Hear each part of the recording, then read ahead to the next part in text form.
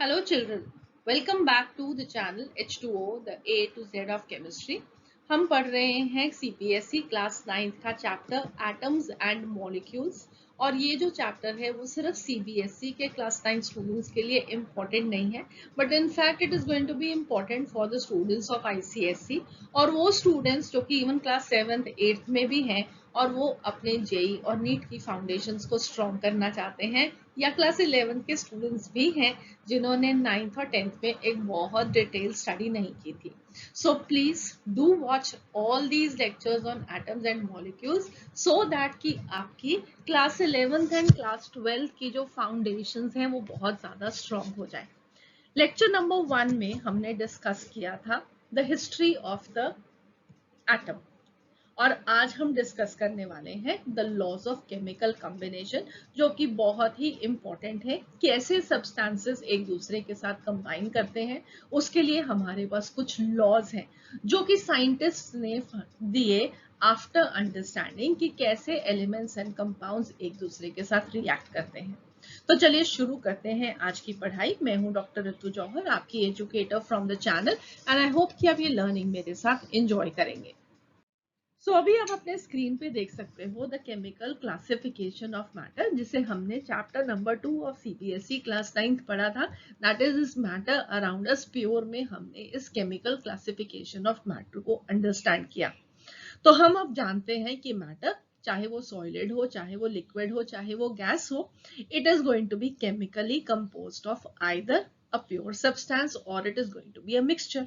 Pure substances वो होते हैं जिनकी जो composition होती है वो fixed होती है, वो एक ही तरह के constituent particles से बने हुए होते हैं, जबकि mixtures की जो composition होती है वो fixed नहीं होती है. Then pure substances को हम आगे further दो तरह से classify कर सकते हैं into elements and compounds. Elements वो वाले प्योर सब्सटेंसेस होते हैं जो कि एक ही तरह के पार्टिकल से तो बने हैं but they can not be broken down into simpler substances, जबकि कंपाउंड्स वो होते हैं जिनकी कॉम्पोजिशन फिक्स्ड होती है but they can be broken down into simpler elements. For example water is made up of hydrogen and oxygen. ठीक है, तो हम वाटर को ब्रेक डाउन कर सकते हैं उसके कॉन्स्टिट्यूएंट एलिमेंट्स में, that is hydrogen and oxygen. Similarly methane बना हुआ होता है कार्बन से और हाइड्रोजन से. तो सिमिलरली हमारे पास मीथेन के अंदर कार्बन और हाइड्रोजन जो है हम उसको केमिकली ब्रेक डाउन करके कॉन्स्टिट्यूएंट एलिमेंट्स को गेन कर सकते हैं, जबकि एलिमेंट्स को हम आगे फर्दर सिंपलर सब्सटेंस में ब्रेक नहीं कर सकते. दूसरी तरफ हमारे पास है मिक्सचर्स. तो मिक्सचर्स को हम दो तरह से क्लासिफाई करते हैं, homogeneous mixture and heterogeneous mixture. Homogeneous mixtures की कॉम्पोजिशन फिक्स्ड तो नहीं होती मगर वो यूनिफॉर्म होती है. For example salt in water, sugar in water, water in alcohol. Next हमारे पास है हेट्रोजेनस मिक्सचर जिनकी कॉम्पोजिशन ना तो फिक्स्ड होती है ना वो यूनिफॉर्म होती है. फॉर एग्जांपल आयरन फाइलिंग्स और सल्फर को मिक्स कर दो, शुगर और सैंड को मिक्स कर दो, this will be a heterogeneous mixture.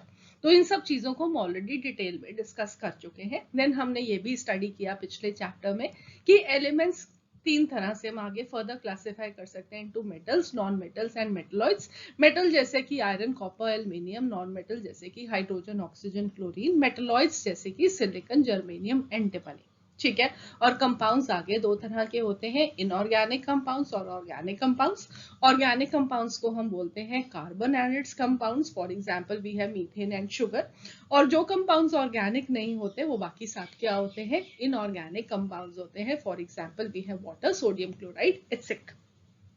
Right, तो ये सब चीजें हैं जो कि हमने पिछले चैप्टर में रिवाइज की. ओके, सो वापस हम चलते हैं अब टाइप्स ऑफ प्योर सब्सटेंसेस पे, क्योंकि हमने यहाँ से अपनी स्टडी को आगे बढ़ाना है.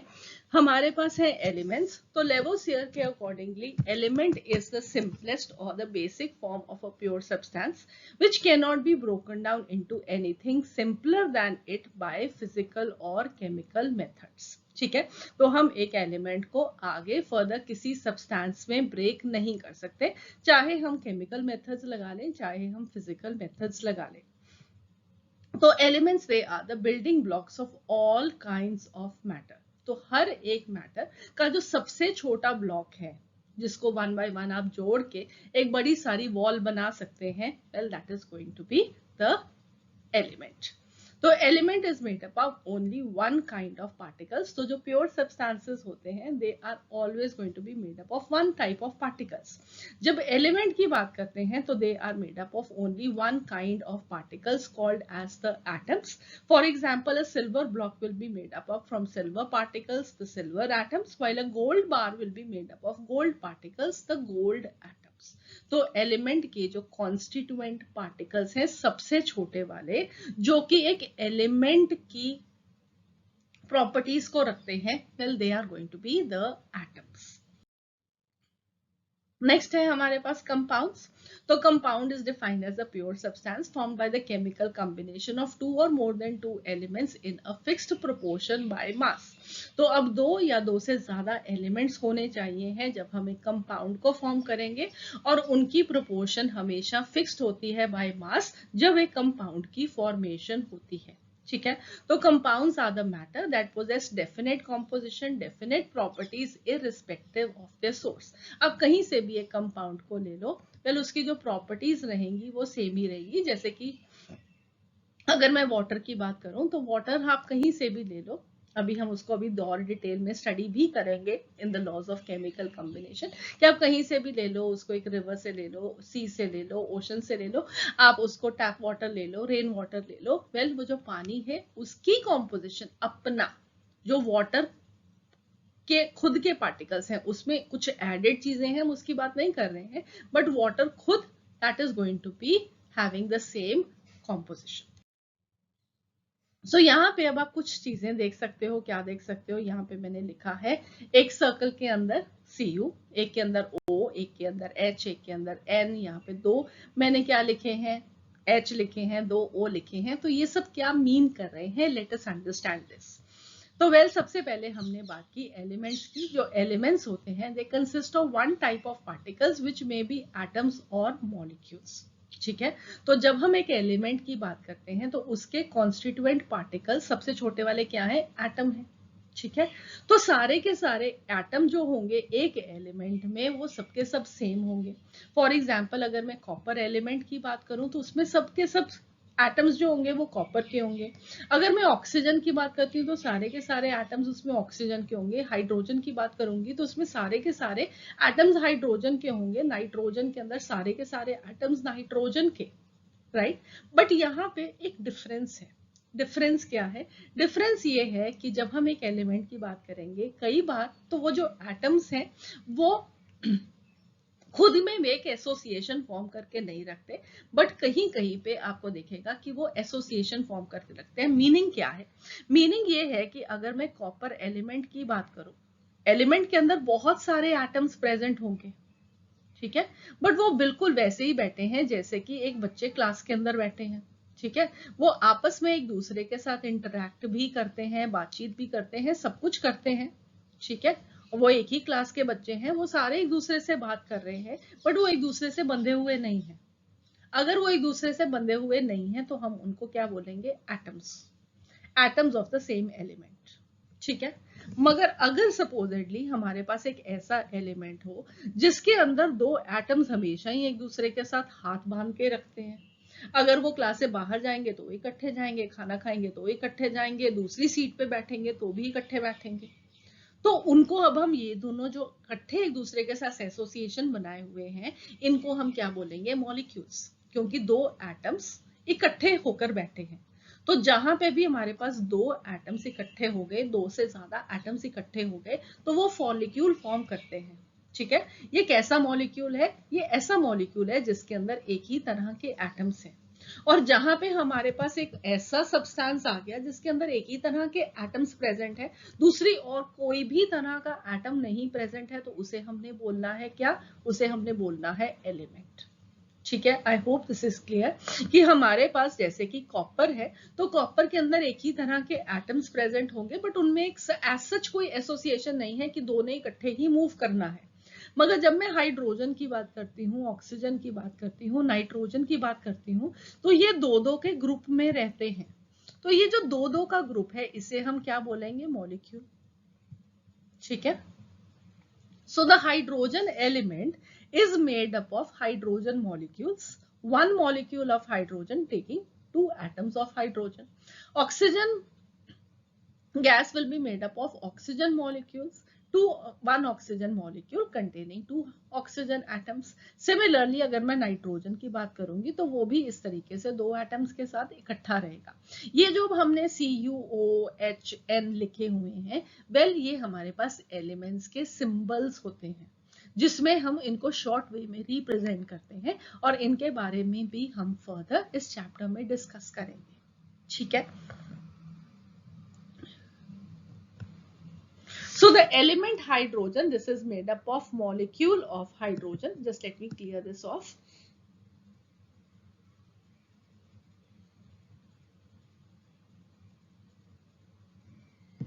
ठीक है.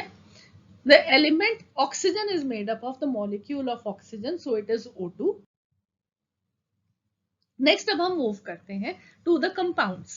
अब कंपाउंड्स में अब आप यहाँ पे क्या देख रहे हो कि हमारे पास 2 हाइड्रोजन के एटम है, एक ऑक्सीजन का एटम है और उन लोगों ने एक पर्टिकुलर वे में एक दूसरे के साथ अरेंजमेंट बनाते हुए एक मॉलिक्यूल फॉर्म किया वाटर का. सिमिलरली हमारे पास एक एटम है कार्बन का, एक एटम है ऑक्सीजन का, दूसरा एटम है ऑक्सीजन का. इन्होंने भी एक पर्टिकुलर वे में एक दूसरे के साथ एक अरेंजमेंट फॉर्म किया और वेल इन्होंने क्या फॉर्म किया, the compound. This is the molecule of carbon dioxide. और बहुत सारे मॉलिक्यूल्स जब इकट्ठे हो जाएंगे they will be forming the compound carbon dioxide. Similarly ये वाटर का मॉलिक्यूल है और बहुत सारे वाटर मॉलिक्यूल्स के इकट्ठे जब हो जाएंगे they will be forming the compound water. So compound, this contains 2 or more than 2 atoms of different elements combining to form the molecule of a compound. So water and carbon dioxide both are molecules. क्योंकि क्यों? They are molecules of a compound because यहाँ पे जो molecule है वो different तरह के atom से बना हुआ है. कम से कम 2 डिफरेंट तरह के एटम्स होने चाहिए जब हम एक कंपाउंड का मॉलिक्यूल फॉर्म करेंगे. एलिमेंट के केस में जब मॉलिक्यूल होगा भी तो वो एटम्स एक ही तरह के होंगे. इस डिफरेंस को प्लीज अंडरस्टैंड करने की कोशिश करना. एलिमेंट के अंदर जो स्मॉलेस्ट पार्टिकल है वो एक एटम भी हो सकता है, वो एक मॉलिक्यूल भी हो सकता है जो कि उस एलिमेंट की प्रॉपर्टीज को रखता है. ठीक है. वो एटम की तरह तब होंगे जब छोटे पार्टिकल, जब वो अकेले इंडिपेंडेंटली एग्जिस्ट कर सकते हैं. बट कंपाउंड के केस के अंदर वो हमेशा ही मॉलिक्यूल्स की तरह रहेंगे. अगर हम इन एटम्स को अलग अलग कर देंगे तो ये डिफरेंट सब्सटेंस हो जाएगी. This will be the element hydrogen and this will be the element oxygen. जब ये एक पर्टिकुलर वे में अरेंज हो गए, 2 हाइड्रोजन के एटम एक ऑक्सीजन के एटम के साथ कंबाइन कर गया, then we have formed the molecule of the compound water. Okay. और यहाँ पे भी similarly 2 oxygen atoms, 1 carbon atom combining to form the molecule of carbon dioxide of the compound carbon dioxide. Compound के अंदर एक ही तरह के बहुत सारे मॉलिक्यूल्स होंगे और वो मॉलिक्यूल्स में एटलीस्ट 2 डिफरेंट तरह के एटम्स प्रेजेंट होने जरूरी हैं. नेक्स्ट अब हम यहाँ पे डिफाइन करते हैं what do we mean by a chemical reaction. अब chemical reaction is the process of breaking the chemical bonds of the reacting substances which we call as the reactants and making a new substances called as products. अब इसका meaning क्या है पहले आप understand करो. यहाँ पे हमने एक वर्ड यूज किया है केमिकल बॉन्ड. अब ये केमिकल बॉन्ड क्या होता है? This is the force that holds the atoms of a molecule together as in a compound. तो जैसे मैंने अभी आपको बताया कि 2 हाइड्रोजन के एटम एक दूसरे के साथ इकट्ठे हाथ पकड़ के ही रहते हैं, अलग अलग नहीं होते. अगर उनको क्लास में से बाहर जाना है तो भी इकट्ठे जाना है, टेबल चेंज करना है तो भी इकट्ठे है, तो हर काम उन्होंने इकट्ठे करना है. तो इन दोनों के बीच में क्या प्रेजेंट है? इन दोनों के बीच में प्रेजेंट है एक बॉन्ड, एक केमिकल बॉन्ड जो कि इनको एक मॉलिक्यूल में इकट्ठा रखता है. ठीक है. और केमिकल रिएक्शन क्या होती है? जिसके अंदर हम ये बॉन्ड को तोड़ते हैं. जब एक सब्सटेंसेस है हमारे पास जो एक रिएक्शन में पार्टिसिपेट कर रहे हैं, उनके बीच के सारे बॉन्ड्स को तोड़ना और फिर नए बॉन्ड्स को फॉर्म करना. ठीक है. फॉर एग्जाम्पल हमारे पास है एक सब्सटेंस ए, ये सब्सटेंस रिएक्ट कर रही है दूसरे सब्सटेंस बी के साथ. ठीक है. और ये प्रोड्यूस क्या कर रहे हैं? वेल सबसे पहले ये जो ए और बी है, इन दोनों को हम क्या बोलेंगे? इन दोनों को हम बोलेंगे रिएक्टेंट्स, क्योंकि ये वो सब्सटेंसेस हैं जो कि रिएक्ट कर रही हैं। ठीक है, इनके बीच में एक रिएक्शन हो रहा है। इनके बीच में जितने भी बॉन्ड्स प्रेजेंट हैं पहले वो टूटेंगे और फिर नए सब्सटेंसेस फॉर्म होंगे जिन्हें हम बोलेंगे प्रोडक्ट्स। दैट इज यहाँ पे फॉर एग्जांपल सी और डी प्रोडक्ट्स फॉर्म हो रहे हैं। ठीक है, तो इनके पहले बॉन्ड्स टूटेंगे और फिर नए बॉन्ड्स बनाते हुए नए सब्सटेंसेस बनेंगे, that is C and D. Okay, जैसे कि अगर मैं आपको सिंपल टर्म्स में बताऊं कि हमारे पास एक है हाइड्रोजन और एक है ऑक्सीजन। ठीक है, ये दोनों आपस में रिएक्ट कर रहे हैं, इसलिए ये क्या है? रिएक्टेंट्स। ठीक है, और ये रिएक्ट करके फॉर्म क्या करेंगे? वाटर। ओके, दो मॉलिक्यूल्स हाइड्रोजन के, एक मॉलिक्यूल ऑक्सीजन के साथ रिएक्ट करके दो मॉलिक्यूल्स वाटर के फॉर्म करेंगे। तो पहले होगा क्या कि हाइड्रोजन के मॉलिक्यूल के अंदर जो एटम्स प्रेजेंट है उनके बॉन्ड्स टूटेंगे। ऑक्सीजन के मॉलिक्यूल के अंदर ऑक्सीजन के जो दो एटम्स हैं उनके बीच में बॉन्ड टूटेंगे। फिर जब वो टूट के सब अलग अलग हो जाएंगे, हमारे पास हाइड्रोजन हाइड्रोजन ऑक्सीजन ऑक्सीजन, यहाँ पे कितने चार हाइड्रोजन के एटम हो जाएंगे और दो ऑक्सीजन के होंगे। तो दो ये एक के साथ कंबाइन करके एक वाटर मॉलिक्यूल फॉर्म कर लेंगे, ये वाले दो इसके साथ कंबाइन करके एक और वाटर मॉलिक्यूल फॉर्म कर लेंगे और हमारे पास दो वाटर के मॉलिक्यूल्स बन जाएंगे। ठीक है, इन सब चीजों को हम डिटेल में डिस्कस करेंगे इस चैप्टर में, do not worry about that. But I hope आपको एक अंडरस्टैंडिंग हुई कि what do we mean by a chemical reaction. वो प्रोसेस जिसके अंदर हमारे पास रिएक्टेंट्स हैं, रिएक्टेंट्स के एटम्स मॉलिक्यूल्स के बीच में जो भी बॉन्ड्स प्रेजेंट हैं उनको तोड़ के नए बॉन्ड्स को फॉर्म करते हुए हमने नए सब्सटेंसेस को बनाना है, that is called as the products. ठीक है, ऑलराइट। सो अब हम नेक्स्ट मूव करते हैं the laws of chemical combination. अभी हमने कहा कि ए और बी एक दूसरे के साथ कंबाइन करते हैं, एक दूसरे के साथ रिएक्ट करते हैं। अब ये जब कंबाइन करते हैं, ये जब रिएक्ट करते हैं, तो इनके लिए हमारे पास कुछ लॉज हैं जिन्हें कि वेरियस साइंटिस्ट्स ने एक्सपेरिमेंट्स करते हुए बनाया। ठीक है, उन्होंने देखा कि ये सब्सटेंस ऐसे रिएक्ट कर रहा है दूसरे सब्सटेंस के साथ और ये प्रोडक्ट बन रहा है, दूसरा जब रिएक्ट कर रहा है वो भी कुछ ऐसे ही चीजों के सिमिलर पैटर्न पे ही रिएक्शंस हो रहे हैं। तो उन लॉज को हमें आज मालूम है as the laws of chemical combination, जिसमें हमने क्लास 9th में दो लॉज को स्टडी करना है। पहला है law of conservation of mass और दूसरा है लॉ ऑफ डेफिनेट या constant proportion. Law of conservation of mass was given by Antoine Lavoisier, whereas the law of definite proportions was given by the scientist Joseph Proust. So let us learn about the first law of conservation of mass today, और उसके बाद जो second law होगा हम उसको next lecture में discuss करेंगे। So the law of conservation of mass, मैंने अभी आपको बताया, this was given by the scientist Antoine Lavoisier in the year 1789। और ये जो लॉ है ये हमें रिलेशनशिप देता है between the mass of the reactants and the products in a chemical reaction. तो एक केमिकल रिएक्शन हो रहा है, उसमें कितना मास रिएक्टेंट का यूज हुआ और कितना मास प्रोडक्ट्स का फॉर्म हुआ, वो हमें ये लॉ देता है। ठीक है, इस लॉ के अकॉर्डिंगली हमें क्या अंडरस्टैंडिंग मिलती है? वेल, ये लॉ हमें ये बताता है कि the total mass of the reactants before the reaction is going to be equal to the total mass of the products formed after the reaction. तो जितना भी अमाउंट आपने रिएक्टेंट्स का लिया, ए लिया बी लिया, उन सारों के मास को हम इकट्ठा कर देंगे एंड वी विल सी कि जो जितने प्रोडक्ट्स फॉर्म होंगे उनका जो मास है that will be equal to the mass of the reactants. Right, in other words what this means is कि matter can neither be created nor it can be destroyed during any chemical change। तो chemical change के अंदर अगर हमारे पास reactants का mass same है और बाद में प्रोडक्ट्स का मास भी सेम है, इसका मतलब है कि जो भी मैटर फॉर्म था और जो मैटर नया फॉर्म हुआ, उन दोनों के बीच में मास में तो फर्क नहीं आया। इसका मतलब है कि वो रिएक्शन से पहले भी सेम था, रिएक्शन के बाद भी मैटर का जो मास था वो सेम था। So it was neither created nor destroyed during any chemical change. ठीक है, and therefore this law is also known as the law of indestructibility of matter. Matter को हम डिस्ट्रॉय नहीं कर सकते, वो एक फॉर्म से दूसरे फॉर्म में सिर्फ चेंज होता है। सो इसे हम अंडरस्टैंड करते हैं मैथमेटिकली। तो हमारे पास फॉर एग्जाम्पल एक रिएक्शन है जिसके अंदर रिएक्टेंट ए है जो कि बी रिएक्टेंट के साथ कंबाइन करके फॉर्म कर रहा है प्रोडक्ट सी एंड डी। ठीक है, तो हमारे पास A plus B equal to C plus D है। इसका मीनिंग क्या है? ठीक है, कि ए और बी रिएक्ट कर रहे हैं। जब भी हम एक केमिकल इक्वेशन लिखते हैं तो हम इस तरीके से लिखते हैं, ए और बी रिएक्टेंट्स हैं, ये दोनों आपस में कंबाइन कर रहे हैं इसलिए इनके बीच में प्लस का साइन है।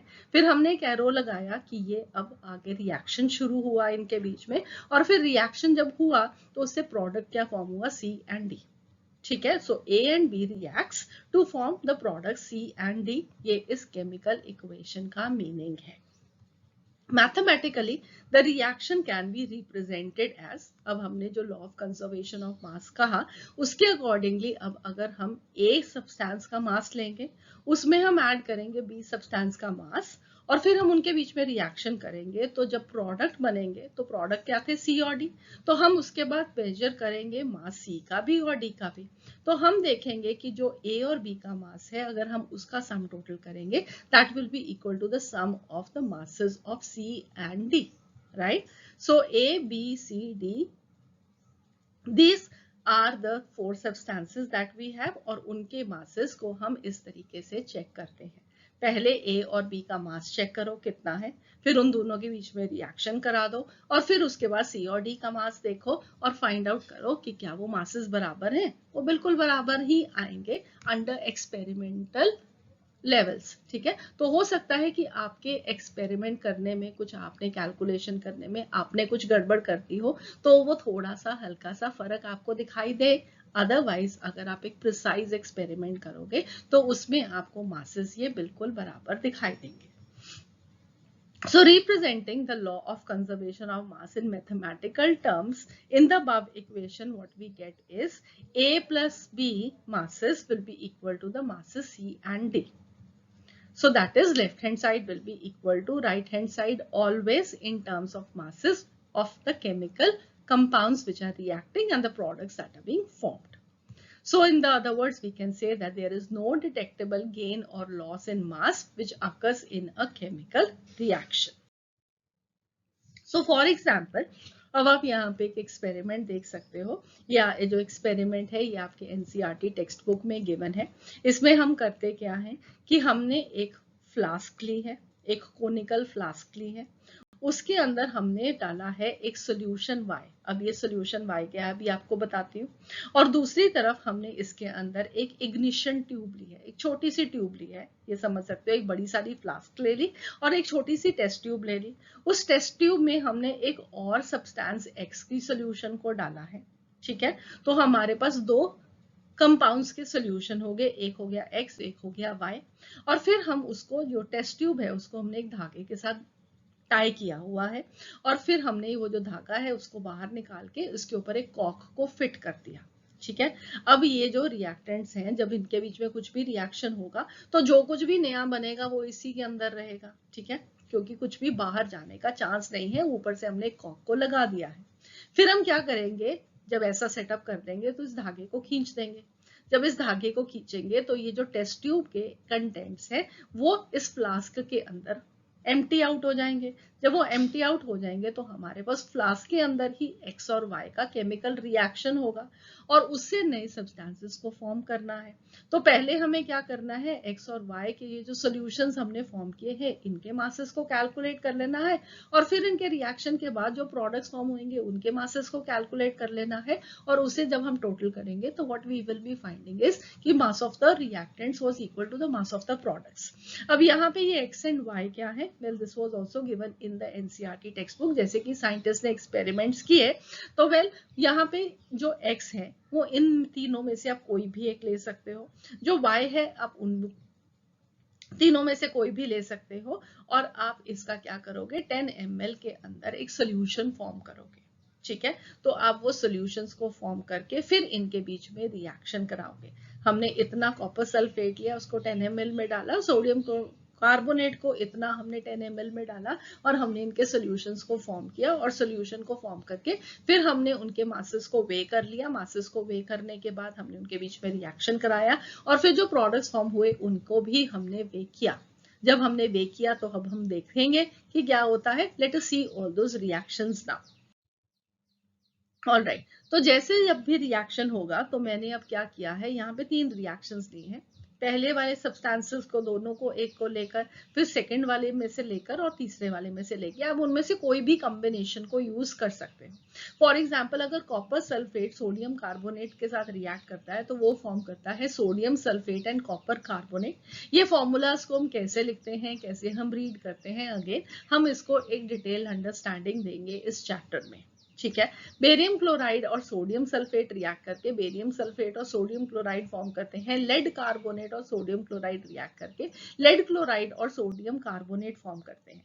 बट एसेंशियली आपको समझना क्या है कि हमारे पास कोई एक सोल्यूशन X है, कोई एक सोल्यूशन Y है, हम उनको रिएक्ट करा रहे हैं। हमने पहले उनका मासेस टेस्ट किया और रिएक्शन के बाद उनके मासेस को टेस्ट किया, तो व्हाट वी फाइंड इज कि जो मास ऑफ द रिएक्टेंट्स है that is equal to the mass of the products, which gives us the law of the conservation of mass।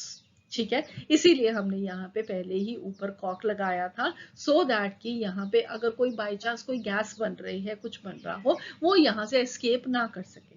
जो भी प्रोडक्ट्स बनेंगे वो इसी फ्लास्क के अंदर ही रहे। ठीक है, और हम देखते हैं कि मास पहले फ्लास्क का और उसके अंदर जो कुछ भी पड़ा हुआ था that is also going to be the same as what will be formed after the new products have been formed. ठीक है, सो अब हम इसके ऊपर कुछ क्वेश्चंस करते हैं सो दैट कि आपको अंडरस्टैंडिंग हो कि आपने इस लॉ ऑफ कंजर्वेशन ऑफ मास को कैसे यूज करना है।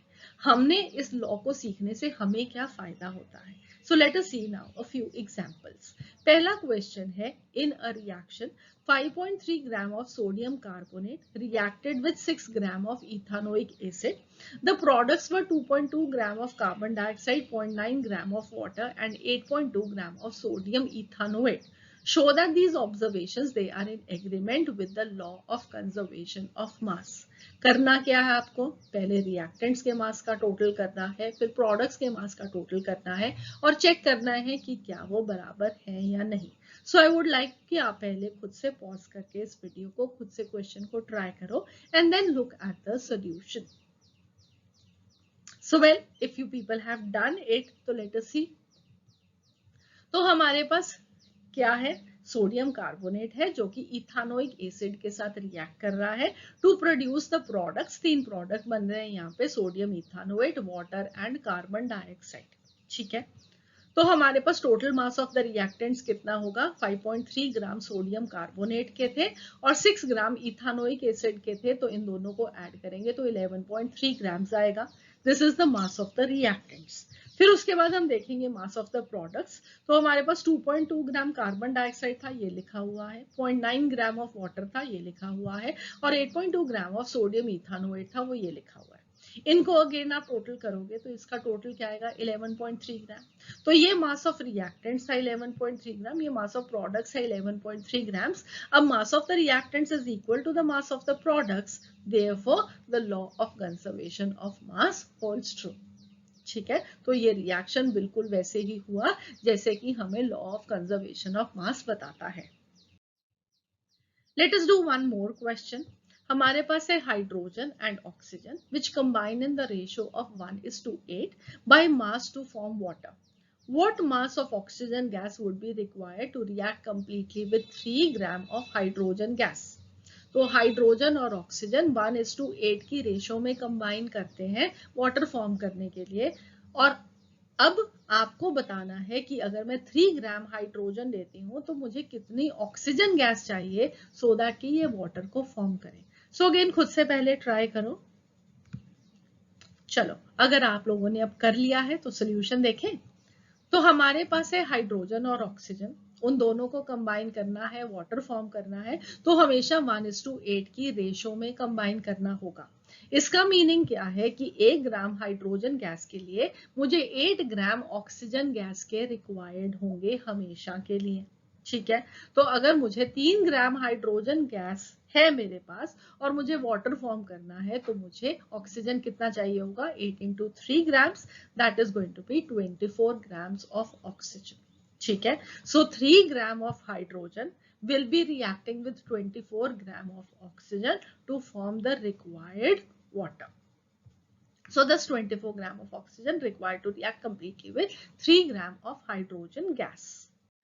Now finally before we finish this lecture, आपके लिए एक बहुत इंपॉर्टेंट चीज है जो कि आपको एनटीएससी और ओलंपियाड्स में बहुत ज्यादा हेल्प करेगी, और वो क्या है, the limitation of the law of conservation of मास. ठीक है, अब ये लिमिटेशन क्या है, वेल हमने कहा कि law of conservation of mass पे before the reaction and after the reaction जो प्रोडक्ट्स और रिएक्टेंट्स का मास है वो बराबर रहता है.